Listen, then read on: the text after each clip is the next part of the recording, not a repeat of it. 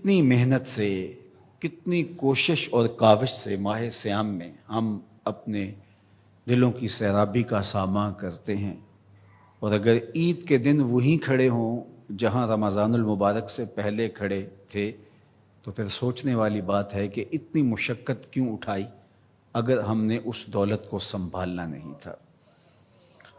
تو اس لیے اللہ سے یہ دعا مانگیں، ربنا لا تزغ قلوبنا بعد اذ ہدیتنا، اللہ ہدایت کے بعد ہمارے دلوں کو دوبارہ ٹیڑھا نہ کر دینا۔ روشنی کے بعد جب اندھیرا پھیلتا ہے تو وہ زیادہ گہرا ہوتا ہے، ہدایت کے بعد جب دوبارہ گمراہی کے اندر بندہ گرتا ہے تو وہ گمراہی زیادہ شدید اور سخت ہوتی ہے اور دلوں کو اجاڑ دیتی ہے۔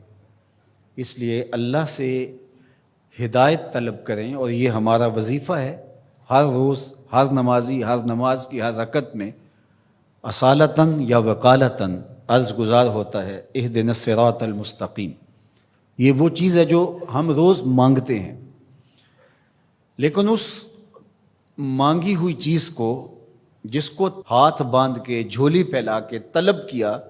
آوازیں لگا لگا کے جس کو حاصل کیا، اس کو پھر یوں ہی نہیں چھوڑ دیا جاتا، قیمتی چیز کی حفاظت کی جاتی ہے۔ تو یہ جو دولت ماہ صیام میں اللہ نے ہمیں نصیب کی، اس کو روحوں میں جذب کرنا ہے، اس کو باطن میں اتارنا ہے، تاکہ ہمارے دل سیدھے ہونے کے بعد دوبارہ ٹیڑھے نہ ہو جائیں، اور پھر وہی اندھیرے، وہی گمراہیاں، وہی ہماری زندگی کے تیور اور لچھن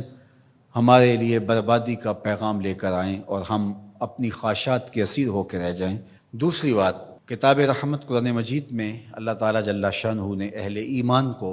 ارشاد فرمایا، وَلَا تَهِنُوا وَلَا تَحْزَنُوا وَأَنْتُمُ الْأَعْلَوْنَ إِن كُنتُم مُؤْمِنِينَ، کمزوری نہ دکھانا اور خوف نہ کھانا، غم نہ کرنا، تم ہی سر بلند ہو، عزتوں کا تاج تمہارے ہی سر پہ رکھیں گے، شرط ہے کہ تم مومن بن کے رہو۔ تو اللہ تعالیٰ جل شانہ کا یہ نظام ہے، تو اس نظام کے تحت ہمیں ہمیشہ اپنی ہمتوں کو مجتمع رکھنا چاہیے، اور ہمیشہ اسلام کے دیے گئے ضابطوں کے مطابق اپنے آپ کو ڈھال کر کے زندگی بسر کرنے کا عزم کرنا چاہیے، تو پھر رب کا وعدہ ہے اس کی بہر صورت تکمیل ہوگی۔ تو آج ہم دنیا کے اوپر جو ذلت و رسوائی، پستی اور زبوحالی کا شکار ہیں، تو اس کا سبب یہ ہے کہ ہم نے اللہ کے ساتھ کیے گئے وعدے کی تکمیل نہیں کی، اور آج وہی امت جو 313 ہو کے کفر کے مقابلے میں کھڑی ہو گئی تھی، اور فاقہ مستوں نے 10 اونٹ روز ذبح کر کے کھانے والے شکم پرستوں کے پرخچے اڑا کے رکھ دیے تھے، اور عظیمت کی انوکھی داستان رقم کی تھی کہ میرے رب نے بھی اس دن کو یوم فرقان کہہ کے پکارا تھا۔ آج یہ وہی امت ہے، 56-57 اسلامی ملکوں کی افواج، جدید میزائل، آلات حرب و ضرب، اور ہم دنیاوی وسائل سے مالا مال 56-57 اسلامی ملک آج یہ منتیں کرتے پھرتے ہیں کہ سلامتی کونسل کا اجلاس ہی طلب کر لیا جائے، اور وہ کس بے نیازی کے ساتھ کہتے ہیں کہ نہیں اب چند دن بعد کریں گے۔ کیا یہ دن بھی ہم نے دیکھنے تھے؟ عجیب بے بسی کی صورت ہے، اللہ اس امت کو کھویا ہوا وقار عطا کرے، اور یہ ہمیں سزا مل رہی ہے جو ہم نے حضور کو دکھ دیا۔ میں آپ سے پوچھتا ہوں، گھر کے سربراہ کو کتنی تکلیف ہوتی ہے جب اس کے بیٹے آپس میں لڑ رہے ہوتے ہیں؟ اس کا دل خون کے آنسو ہوتا ہے۔ تو جب امت آپس میں 73 گروہوں میں بٹی ہو تو رسول اللہ کو کتنی تکلیف ہوتی ہوگی؟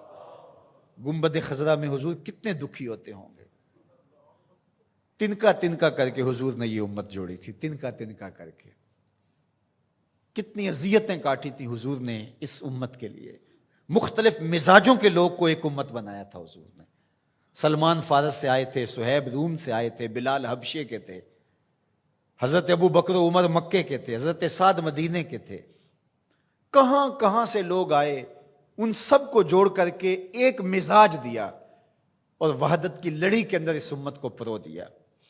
یہ امت واحدہ بنی، سب کا درد سانجھا ہو گیا۔ تو کتنی حضور کو ہم نے اذیت پہنچائی، 73 گروہوں میں بٹ کر کے، 57 ٹکڑیوں میں تقسیم ہو کر کے۔ اس لیے ہمیں ایک تو پختگی کے ساتھ دین کے بتائے ہوئے اصولوں پر کاربند ہونا پڑے گا، اور دوسرا ہمیں حقیقی معنی کے اندر امت واحدہ کے تصور کو اجاگر کرنا ہوگا، پھر انشاءاللہ راستے ملیں گے۔ اللہ اپنے بندوں کو کبھی بھی تنہا نہیں چھوڑے گا۔ باقی رہی بات القدس کی آزادی کی اور کشمیر کی آزادی کی، یہ سزائیں ہمیں دیکھنا پڑ رہی ہیں کہ ہم اپنی آنکھوں سے یہ اذیتیں دیکھ رہے ہیں، لیکن یہ امت مسلمہ کا مقسوم ہے کہ قدس کے اوپر بھی جھنڈا میرے حضور کا ہوگا اور سری نگر میں بھی جھنڈا میرے حضور کا ہوگا۔ کائنات کی ایک چھت بھی ایسی نہیں ہوگی جس چھت پہ میرے حضور کے نام کا جھنڈا نہیں ہوگا۔ انشاءاللہ وہ وقت آنے والا ہے، ہم اگر یہ کام نہیں کر سکے تو ہماری نسلیں کریں گے، اور اپنی نسلوں کو تیار کرو اس ساکر امام مہدی کے ساتھ کھڑا ہونے کے لیے، ان کے دل میں یہ جذبہ پیدا کرو۔